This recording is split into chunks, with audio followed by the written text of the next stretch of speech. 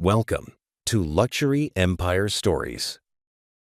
The sharp crack of the gavel echoed through courtroom 4B like a gunshot, sealing what everyone in the gallery believed was the utter financial ruin of a quiet, unassuming woman in a threadbare grey cardigan. The high-powered corporate attorney pacing the floor had spent the last 2 hours systematically stripping away her dignity, painting her as a destitute fraud, desperately clinging to a piece of commercial real estate she couldn't possibly afford. He smirked, adjusting his bespoke silk tie, absolutely certain he had just won the easiest case of his lucrative career. He had no idea that the woman staring back at him with icy calm wasn't a helpless victim. She was the predator, and the trap had just snapped shut. Boston, Massachusetts, Suffolk County Superior Court. It was a miserable, sleet-filled Tuesday morning in late November, but inside the mahogany-paneled walls of courtroom 4B, the atmosphere was suffocatingly hot. The air was thick with the distinct tension that only arises when power heavily outweighs vulnerability. At the plaintiff's table sat Bradley Covington, a senior partner at the prestigious corporate law firm Winston & Hayes. Bradley was a man who wore his wealth and arrogance like armor. His custom navy Brioni suit was impeccably tailored to his broad shoulders, and the subtle gleam of a platinum Rolex Daytona peeked out from his starched French cuffs. Bradley didn't just practice law, he wielded it like a blunt instrument to crush anyone standing in the way of his billionaire clients. Today, his client was Crestview Holdings, a colossal real estate development conglomerate attempting to bulldoze a historic block in Boston's Seaport District to make way for a $600 million luxury high-rise and retail complex. There was only one obstacle left holding up the demolition permits. Sitting alone at the defendant's table, without so much as a paralegal to keep her company, was Samantha Reed. To the untrained eye, Samantha looked entirely out of her depth. She wore a faded, oversized knit cardigan that looked like it had been rescued from a Goodwill clearance rack, paired with scuffed brown loafers and sensible, unbranded slacks. Her dark hair was pulled back into a messy, utilitarian bun, and the only item on the heavy oak table in front of her was a worn canvas tote bag and a single manila folder. She owned the Brass Anchor, a tiny, unprofitable independent bookstore that occupied the exact corner lot Crestview Holdings needed to break ground. Bradley had spent the last 6 months trying to bully her out of the property. He had sent aggressively worded cease and desist letters, threatened frivolous lawsuits regarding obscure zoning ordinances, and dispatched intimidating private investigators to dig up dirt on her. When Samantha ignored the lowball buyout offers, a pathetic sum of $150,000 for a property easily worth 10 times that in the current market, Bradley decided to drag her into court. His strategy was simple: bury her in legal fees, exhaust her mentally, and publicly humiliate her until she signed the deed over, just to make the nightmare stop. "Your Honor," Bradley's voice boomed, rich with theatrical indignation, as he addressed Judge Harrison Caldwell, a seasoned jurist known for his no-nonsense demeanor. "We are here today because the defendant, Miss Reed, is engaging in a blatant and malicious obstruction of commerce. She does not possess the clear title to the property located at 402 Harbor Way. The deed she holds is a relic, tied up in a defunct trust that was dissolved over a decade ago. Furthermore, she lacks the financial solvency to even maintain the building to code. She is, for all intents and purposes, a squatter standing in the way of urban progress." Samantha sat quietly, her hands folded neatly in her lap. She didn't flinch. She didn't object. She just watched Bradley pace the floor with the detached curiosity of a scientist observing a particularly aggressive rat in a maze. "Miss Reed claims she inherited the property from her late grandfather," Bradley continued, turning to sneer at her. "Yet, our investigators at Kroll Associates, one of the premier corporate intelligence firms in the world, have combed through decades of municipal records. The original holding company that owned the lot went bankrupt in the late 90s.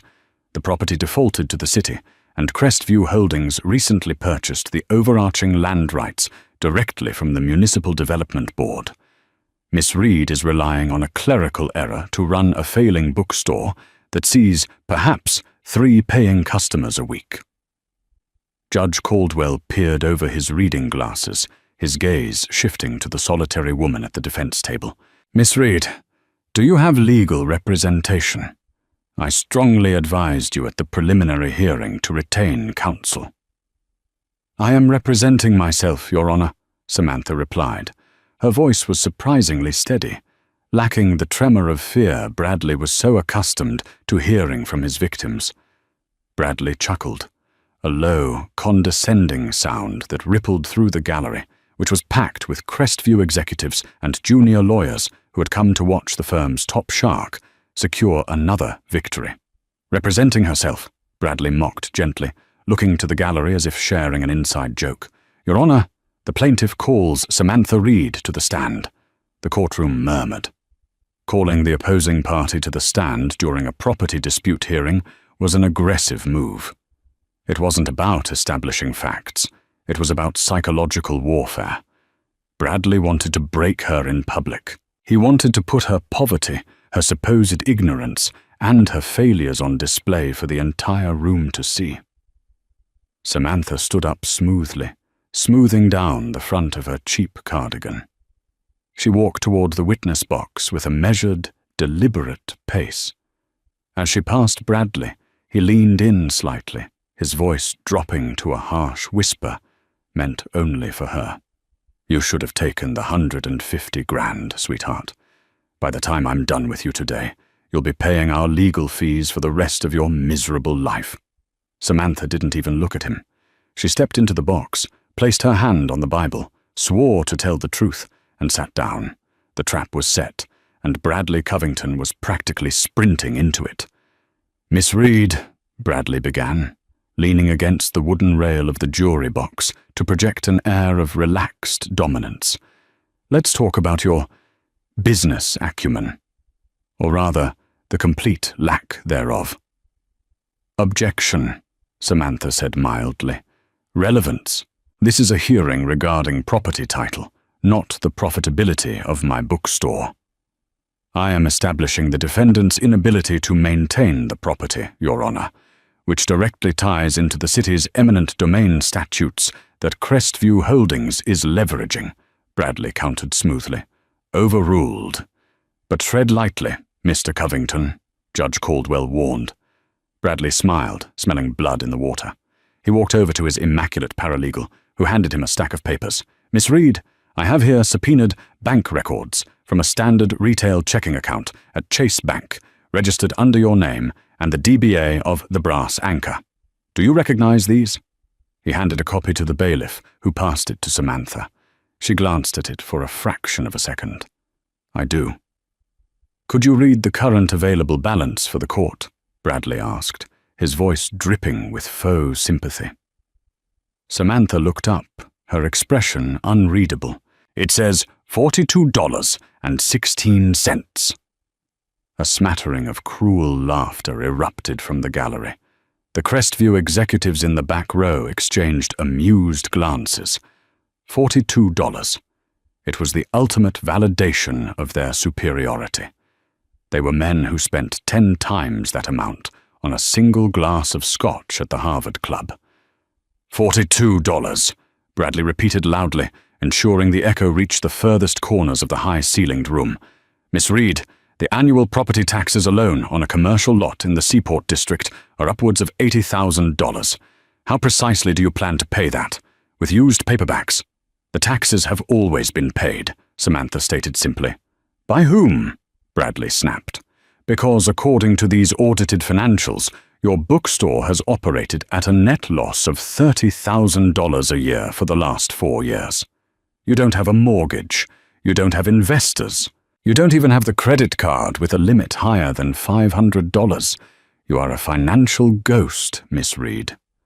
A ghost currently squatting on a $50 million piece of dirt." He began pacing rapidly, his voice rising in volume and theatrical intensity. You sit here in this courtroom, wasting the time of the judiciary, wasting the time of my clients, clinging to a delusion. You are uneducated in corporate law. You have no formal business degrees on record. You are trying to play a high-stakes game of real estate monopoly with men who build cities for a living. Bradley approached the witness stand, leaning in close, invading her space. Isn't it true, Miss Reed, that you forged the transfer documents of the trust? Isn't it true that you are entirely destitute, and this entire charade is a desperate attempt to extort a multi-million-dollar settlement from Crestview Holdings? No, Samantha said. The single word was quiet, yet it carried a strange, heavy resonance. Bradley laughed, shaking his head. No, that's your defense? No? Your Honor, I submit Exhibit E into evidence. He held up a thick, bound document. This is an independent audit, conducted by Deloitte, commissioned by my clients. It tracks the dissolution of the Anchor Heritage Trust, the entity Miss Reed claims left her the building. The audit definitively proves the trust was liquidated in 1998. Miss Reed's claim is mathematically, legally, and logically impossible. She is a fraud, a financially ruined, desperate fraud. The judge frowned deeply, looking over the hefty audit report the bailiff handed up to the bench. The sheer weight of the prestigious auditing firm's name carried immense gravity in a courtroom. Judge Caldwell looked down at Samantha with a mixture of sternness and pity. Miss Reed, the judge said softly, these are incredibly damning documents. If you have any proof of ownership, or any proof of financial solvency to maintain the property codes required by the City of Boston, now is the time to present it. If not, I will have no choice but to grant the plaintiff's motion for summary judgment, invalidate your deed, and order an immediate eviction. Bradley stood at his table, buttoning his suit jacket with a smug smile of finality. It was over. He had publicly humiliated her, dismantled her life on record, and secured the real estate. He was already thinking about the celebratory dinner at Grill 23 tonight. Samantha didn't panic. She didn't cry. Instead, she slowly reached her left hand out and pushed up the sleeve of her faded, cheap cardigan. For the first time all morning, the dull courtroom lighting caught something metallic on her wrist. It wasn't a cheap digital watch. It was an exceptionally rare, custom-crafted Patek Philippe Grandmaster chime in white gold, a timepiece that retailed for roughly $3 million and was only sold to the world's most elite, vetted collectors. Bradley's eyes locked onto the watch. He was a connoisseur of luxury timepieces. His brain stuttered, trying to reconcile the presence of a multi-million-dollar masterpiece on the wrist of a woman who supposedly had $42 to her name. It has to be a fake, he thought frantically. A cheap knockoff. Samantha tapped the crystal face of the watch once. Your Honor, Samantha said, her voice shifting. The quiet, passive tone was entirely gone, replaced by an unmistakable ring of absolute authority. Mr. Covington has spent the last 2 hours presenting what I can only describe as a masterclass in superficial due diligence. He is correct about one thing. The Anchor Heritage Trust was liquidated in 1998. She reached into a worn canvas tote bag and pulled out a single, sleek black folder, dropping it onto the wooden ledge of the witness stand with a heavy thud. It was liquidated, Samantha continued, locking eyes with Bradley Covington, so that its assets could be rolled into a new parent company, a holding firm that I founded when I was 22 years old. Bradley felt a sudden, inexplicable drop in his stomach. The confident smirk began to melt off his face as Samantha opened the black folder. The silence in courtroom 4B was absolute, the kind of heavy, breathless quiet that precedes a violent storm. Bradley Covington stared at the sleek black folder Samantha Reed had produced. The expensive Winston & Hayes embossed pen in his right hand hung suspended in mid-air. Samantha didn't rush. With the meticulous precision of a watchmaker, she opened the folder and extracted a thick stack of documents printed on heavy, watermarked parchment. Your Honor, Samantha said, her voice echoing clearly off the mahogany panels. Mr. Covington's narrative relies entirely on the premise that I am a destitute eccentric holding on to a worthless deed. It relies on a report from Kroll Associates that tracked the dissolution of the Anchor Heritage Trust. What his highly paid investigators failed to look for was where those assets were redirected. She handed the top document to the bailiff, who practically sprinted to hand it up to Judge Caldwell. In 1998, my grandfather passed away, Samantha explained, her gaze locked on the judge. The trust was liquidated, yes, because I transferred the deed of 402 Harbour Way, along with $94 million in other liquid assets, into a newly formed Delaware LLC.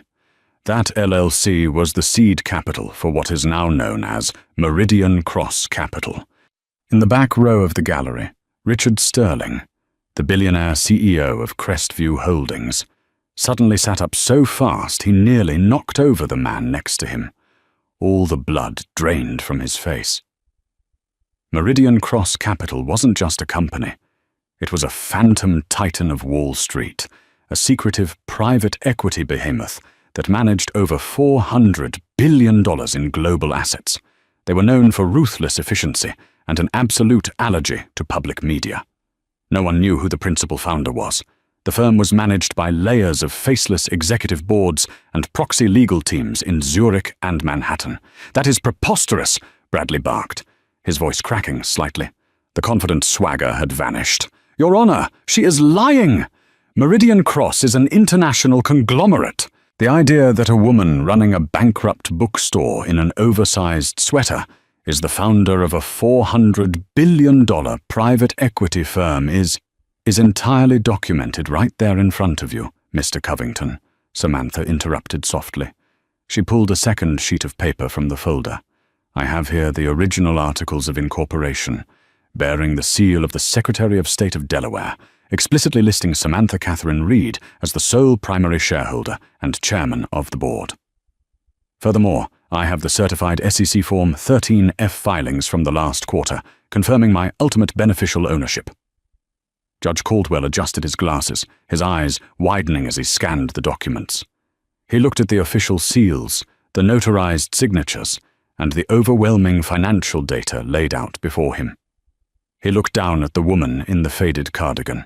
"Miss Reed," the judge started, clearing his throat, "these documents appear entirely authentic. They show you possess a personal net worth exceeding the GDP of several small nations. $32 billion, legally documented as of Friday's market close, Your Honor," Samantha corrected gently. She turned her head, finally looking directly at Bradley Covington. The high-powered lawyer was sweating now. Actual, visible beads of sweat were forming on his forehead, catching the fluorescent lights. "But the $42 bank account," Bradley stammered, pointing a shaking finger at the Chase Bank statements he had entered into evidence earlier. "We audited you. You have $42. Samantha actually smiled. It was a terrifying, cold smile. "Mr. Covington, you subpoenaed a retail checking account I set up 12 years ago, specifically to automatically deduct the monthly subscription for the bookstore's Nespresso machine," she explained, her tone dripping with pity. "My actual wealth is managed through family offices in Geneva and blind trusts via State Street Global Advisors. The fact that your top-tier intelligence firm thought a billionaire would keep her liquid assets in a standard public Chase checking account speaks volumes about the incompetence of your firm." A collective gasp rippled through the gallery. The junior lawyers from Winston and Hayes looked as though they were about to be physically sick. Richard Sterling, the Crestview CEO, was furiously whispering to his chief financial officer, panic radiating from their corner of the room. "As for the bookstore operating at a loss," Samantha continued smoothly, "it is a passion project.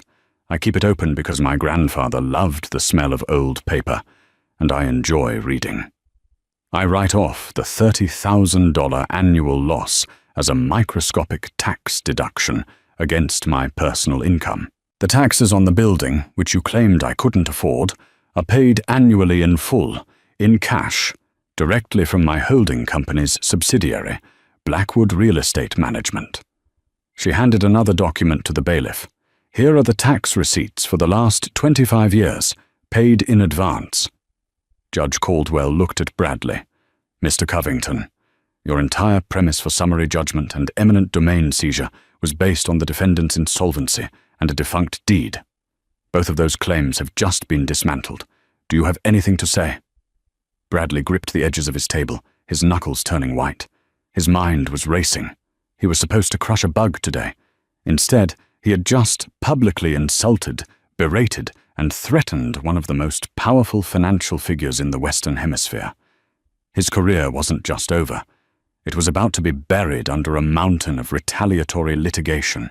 Your Honor, we need a recess to verify these documents, Bradley choked out. Objection, Your Honor, Samantha said, leaning forward. Mr. Covington does not need a recess, because we are not finished. The courtroom was completely spellbound. The judge leaned forward, steepling his fingers. Proceed, Miss Reed. I am fascinated to see where this goes. Samantha stood up from the defense table. She didn't look unassuming anymore.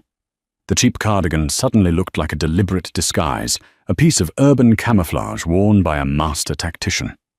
She walked slowly towards the center of the room, her luxury Patek Philippe watch catching the light with every movement. Mr. Covington spent the morning explaining how Crestview Holdings is building the future of Boston, Samantha began, her voice projecting effortlessly. He mentioned their $600 million luxury high-rise project. What he failed to mention is how highly leveraged Crestview Holdings is to fund this project. In the gallery, Richard Sterling stopped whispering. He froze, staring at Samantha with absolute dread. To acquire the surrounding lots, Crestview took out massive mezzanine loans, Samantha explained to the judge, though her eyes were fixed on the gallery where the executives sat. Specifically, a $300 million bridge loan structured through Goldman Sachs and another $200 million commercial mortgage bundled by Deutsche Bank. Your Honor, this is entirely irrelevant to the property dispute, Bradley shouted, desperate to regain control of the room. She is reading financial gossip. It is highly relevant, Your Honor, Samantha countered smoothly, because 6 months ago, when Mr. Covington first sent his private investigators to harass my bookstore employees and sent me threatening legal notices, I found myself mildly annoyed. I dislike bullies, Your Honor, especially corporate bullies who attempt to steal legacy properties from private citizens. She walked back to her table and pulled out her final, shockingly thick red binder. So instead of arguing with Mr. Covington, I decided to do a little shopping, Samantha said. Through various subsidiaries of Meridian Cross Capital, I began quietly purchasing Crestview Holdings debt on the secondary market. Every bond, every bundled mortgage, every outstanding bridge loan. She dropped the red binder onto Bradley Covington's table. The loud thwack made the lawyer jump.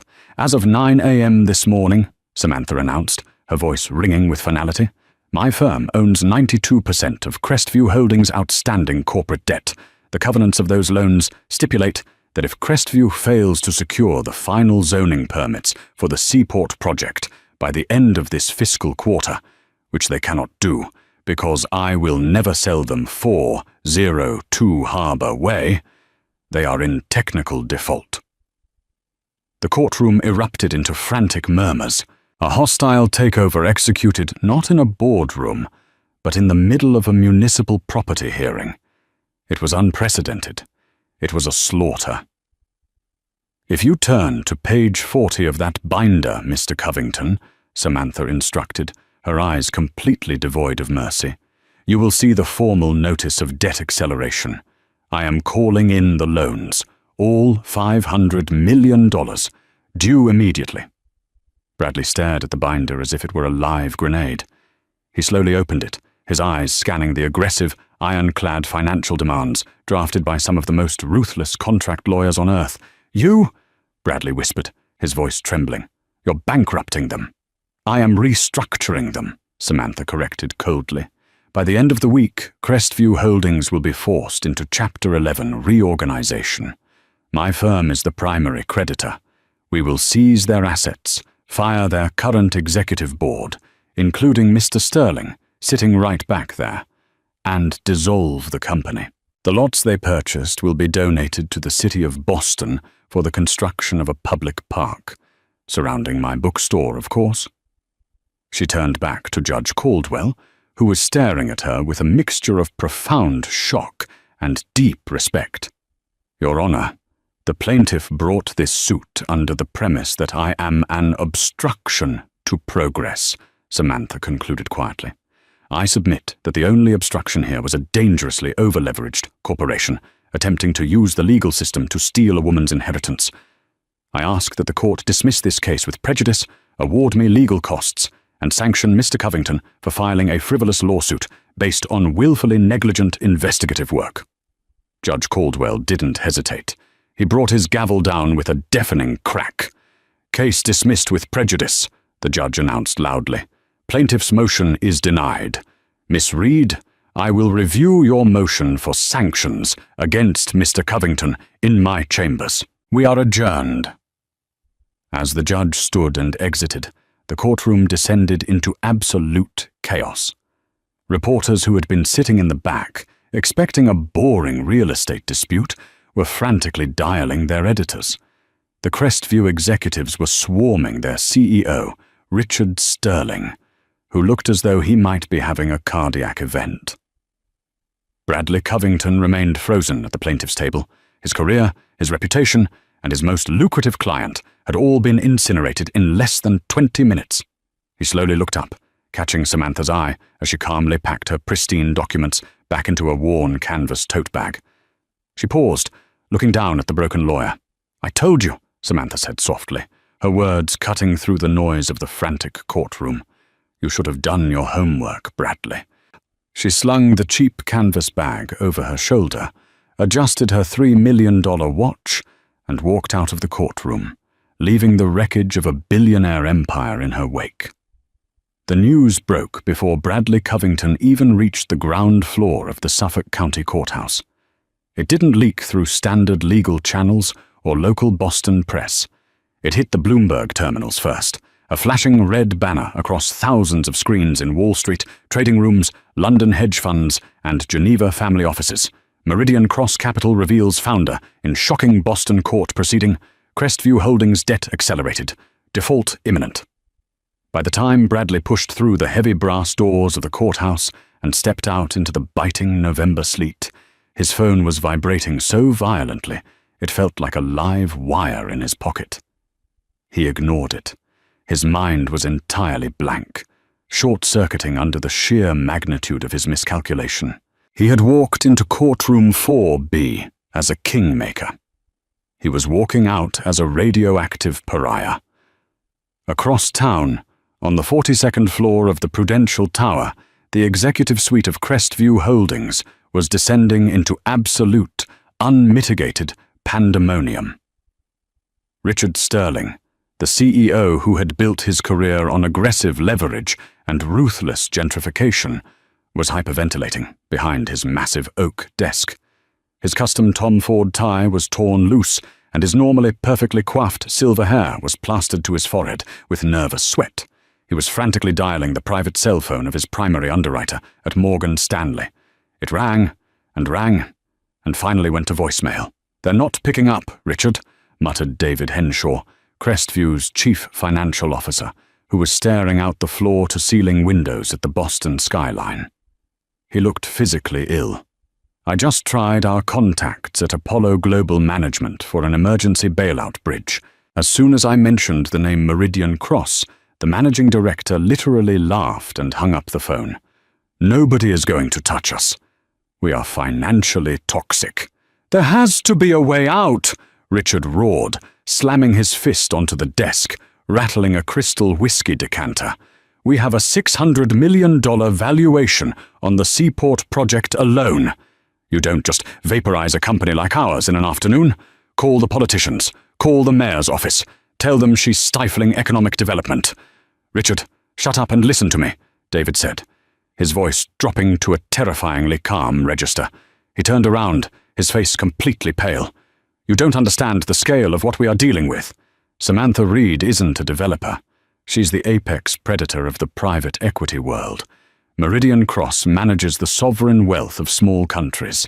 They bought our debt at a premium just to have the pleasure of executing us.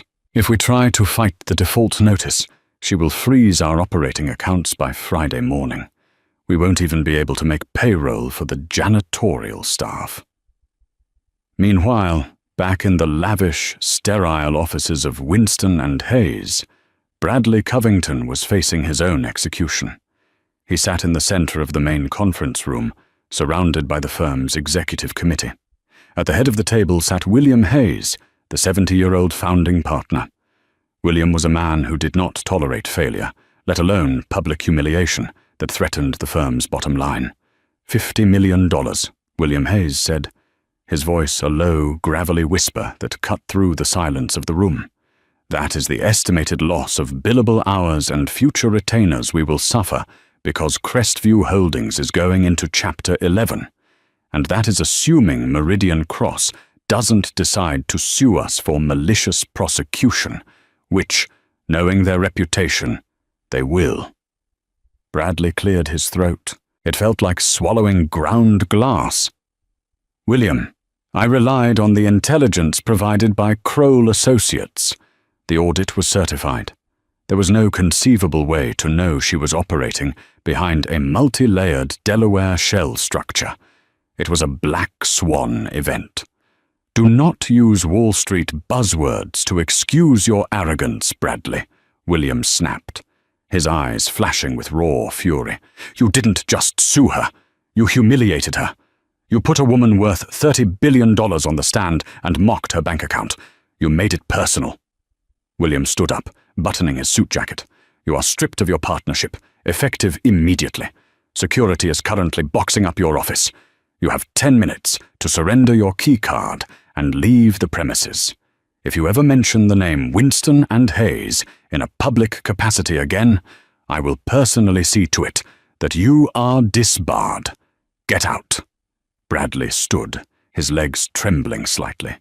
The sheer speed of his downfall was dizzying as he walked out of the glass-walled conference room, under the staring eyes of the junior associates he had terrorized for years. A dark, desperate thought began to take root in his mind. He was ruined. But if he was going down, he wasn't going to go down alone. He had spent his entire career finding loopholes. There had to be a flaw in Samantha Reed's armor. Nobody acquires $32 billion without burying a few bodies. 48 hours later, Thursday morning. The atmosphere inside the primary boardroom on the 42nd floor of the Prudential Tower was indistinguishable from a high-altitude death spiral.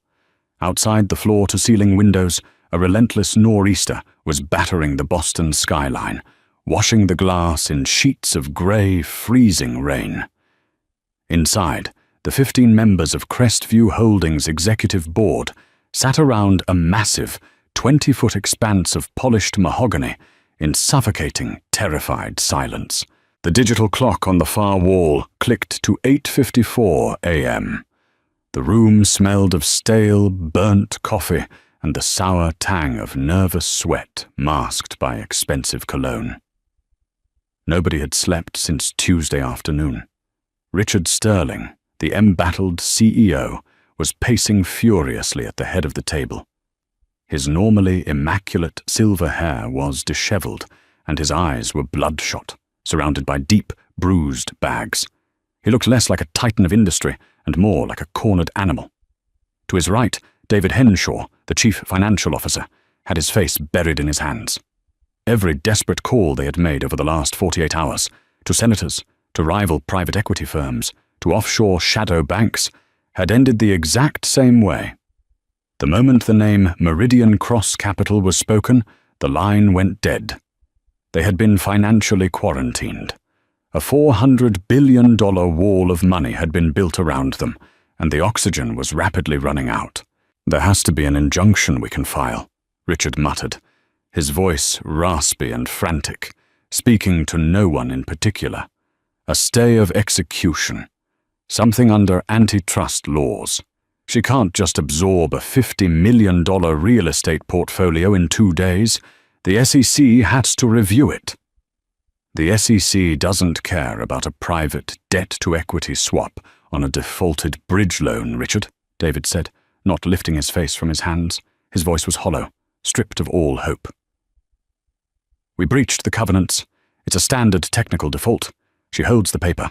It's perfectly legal. It's just brutally fast. The digital clock clicked to 8:59 a.m. The board members collectively held their breath. They were waiting for their executioner. At exactly 9 a.m., the heavy double doors of the boardroom did not merely open. They were thrust wide by 2 hulking, unsmiling, private security contractors, wearing discreet earpieces and lapel pins from Garda World. They stepped inside, securing the flanks of the doorway. A moment later, Samantha Reed walked into the room. The collective shock that rippled through the 15 executives was palpable. The woman who had sat in courtroom 4B wearing a faded, oversized cardigan and scuffed loafers was entirely gone. In her place was the chairman of the board of Meridian Cross Capital. She was a vision of devastating, understated power. She wore a fiercely tailored, charcoal grey Loro Piana pantsuit that fell with the kind of flawless drape that only came from bespoke Italian tailoring. Her dark hair was sleek, pulled back into an elegant, severe twist, and on her feet, dust, were black leather Christian Louboutin pumps that clicked against the hardwood floor with a rhythmic, terrifying authority. The $3 million Patek Philippe watch still rested on her left wrist, catching the dim boardroom lighting. She was not alone. Trailing a half-step behind her was Jonathan Pierce, a legendary, notoriously ruthless corporate litigator from the powerhouse Manhattan firm Cravath, Swaine, and Moore. Pierce carried a slim, black leather briefcase that looked as heavy as a coffin. Richard Sterling froze mid-pace, his jaw tightening. "Miss Reed, I suppose congratulations are in order. You've managed to terrorize the market and destroy 2 decades of my life's work in 2 days. I hope you're proud of your little stunt." Samantha ignored him completely. She didn't even blink in his direction. She walked with agonizing slowness toward the opposite end of the long mahogany table, pulled out the heavy leather chair, and sat down with graceful precision. She rested her hands on the table, her posture perfectly straight, and surveyed the room. She didn't look at the board members as if they were peers. She looked at them as if they were a particularly disappointing line item on a spreadsheet. "Mr. Pierce," Samantha said calmly. Her voice didn't need to be loud to command absolute attention. It possessed a cold, resonant gravity that pinned everyone to their seats. Jonathan Pierce stepped forward, opening his leather briefcase with a sharp snap. He began efficiently sliding perfectly bound, red-sealed dossiers across the polished wood to each board member. "Good morning, gentlemen," Pierce began, his tone brisk, clinical, and entirely devoid of warmth. "As of 8 a.m. this morning, the Delaware Court of Chancery granted our emergency injunction. Meridian Cross Capital, acting as the primary creditor holding 92% of this company's senior secured debt, has officially executed a total debt-to-equity swap, triggered by your technical default on the Seaport mezzanine loans." Pierce adjusted his glasses, looking up to meet Richard's horrified gaze. "Your shares have been wiped out. You no longer own Crestview Holdings. We do." A collective strangled gasp echoed through the room. They had known the math, but hearing the absolute finality of it spoken aloud was like taking a physical blow to the chest. Furthermore, Pierce continued smoothly, ignoring the rising panic, acting as the new primary shareholder, my client has decreed that the current executive board is hereby dissolved. You are all officially terminated, effective this exact second, due to gross fiduciary negligence and catastrophic mismanagement of corporate assets. "You cannot do that," Richard roared, suddenly slamming both of his fists onto the table so hard the water glasses rattled. His face flushed a dangerous mottled purple. "You cannot just walk in here and wipe us out. Every single man in this room has an employment contract. We have ironclad golden parachute clauses. You owe this board upwards of $80 million in severance and vested stock options. I will drag you through appellate court for the next decade, you arrogant—" "Richard," Samantha interrupted. It was a single word, spoken softly, but it silenced the CEO instantly. Samantha finally looked directly at him, and the sheer glacial coldness in her eyes made Richard's blood run cold. "A golden parachute clause," Samantha explained, her voice dropping the temperature in the room by 10 degrees, "is only valid if the executives in question have not actively committed federal crimes against their own company." Richard froze. The furious, self-righteous anger drained from his face in an instant, replaced by a sudden, sickening wave of pure terror.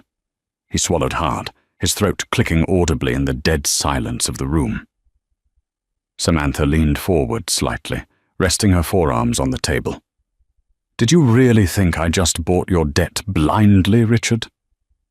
Did you think a firm like mine drops $500 million without conducting a forensic audit? A real audit, not the superficial, incompetent garbage Bradley Covington pays for." She opened the single dossier she had kept for herself. "Let's turn to page 12, gentlemen. 3 years ago, Crestview Holdings purchased a massive, environmentally contaminated tract of land in the South End. The stated goal was urban renewal. The seller was listed as a shell company registered in the Cayman Islands under the name Apex Holdings Overseas.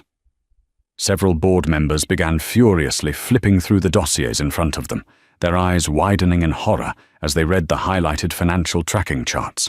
"According to our internal investigators at the Barclay Research Group," Samantha continued, her voice echoing like a judge reading a death sentence, "that Cayman Shell Company is entirely owned and operated by a man named Gregory Vance, who I believe is your wife's brother, Richard."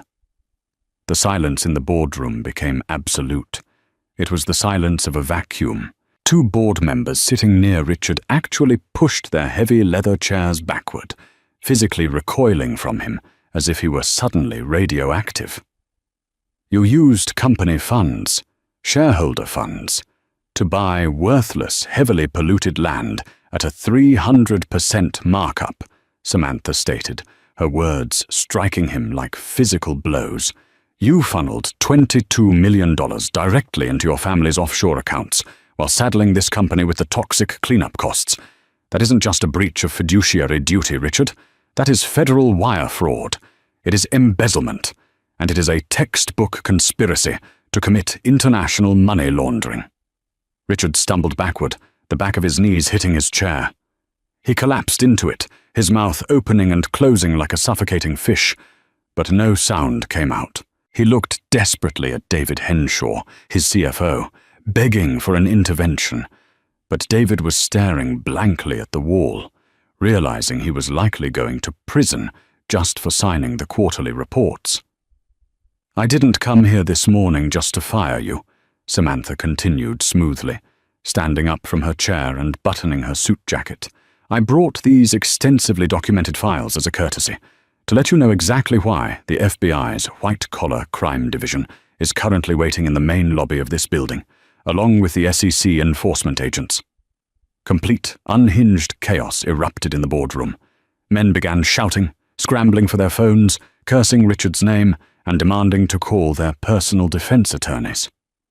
Richard grabbed his chest, his breathing ragged and shallow, his eyes darting frantically toward the secondary emergency exit of the boardroom.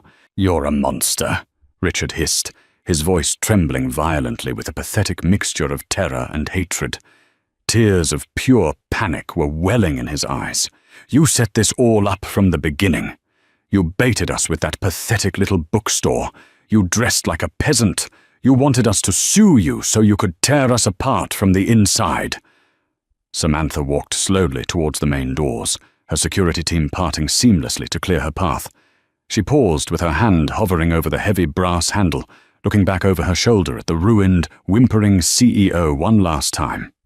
"I didn't bait you, Richard," Samantha said softly, her words cutting effortlessly through the frantic noise of the room. "I simply existed. You chose to attack me because you thought I was weak. You assumed my cardigan and my quiet life meant I was a victim waiting to be slaughtered for your profit margins." She pushed the door open, revealing 3 federal agents in dark windbreakers standing patiently in the hallway, holding heavy metal handcuffs. "I just let you discover the hard way," Samantha concluded, a final, chilling note of triumph in her voice, "that the most dangerous predator in the room is always the one who doesn't feel the need to roar."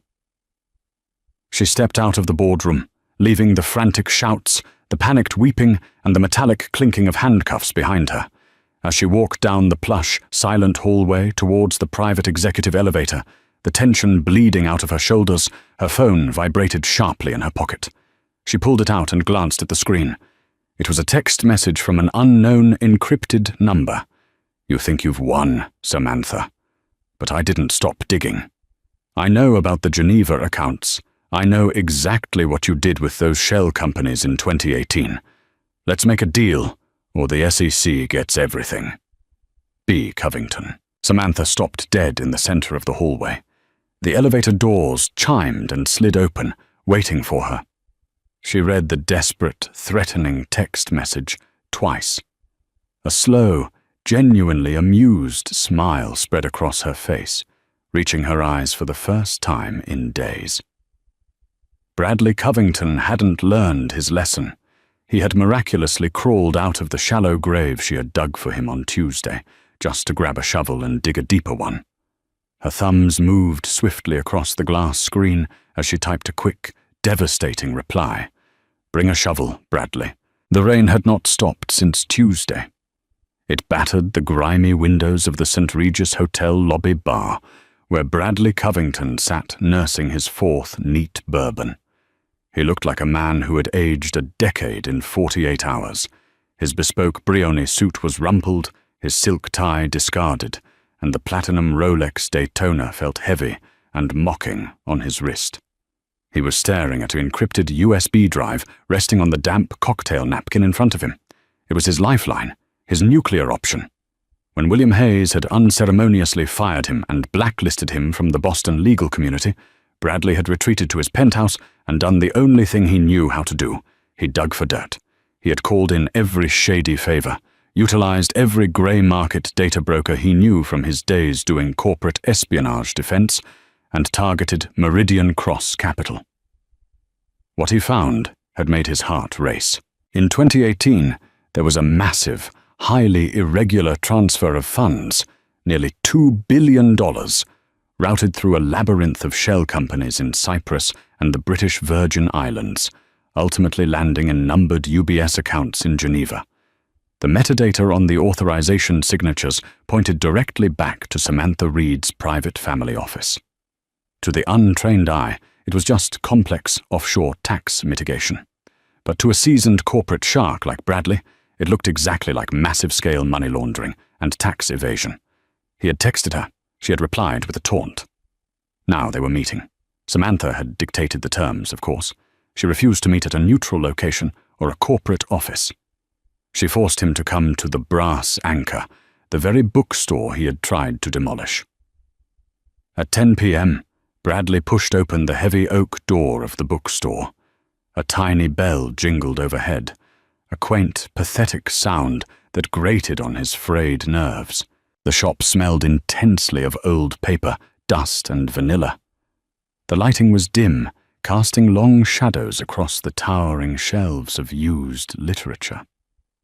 Samantha was sitting in a worn leather armchair near the back, a single reading lamp illuminating the pages of a first-edition Hemingway novel in her lap. She wore her faded grey cardigan again. It was a deliberate psychological slap in the face. "You're late, Bradley," Samantha said, not looking up from her book. "Traffic," Bradley muttered, his voice hoarse. He walked over and stood looming over her. "Nice place. Cozy. It'll make a great museum exhibit once the SEC freezes every asset you own." Samantha carefully placed a bookmark in the novel, closed it, and set it on the small side table. She finally looked up at him. You sounded remarkably confident via text message for a man who is currently unemployable and facing a potential malpractice suit. What do you want? Bradley pulled the encrypted USB drive from his pocket and tossed it onto the table next to her book.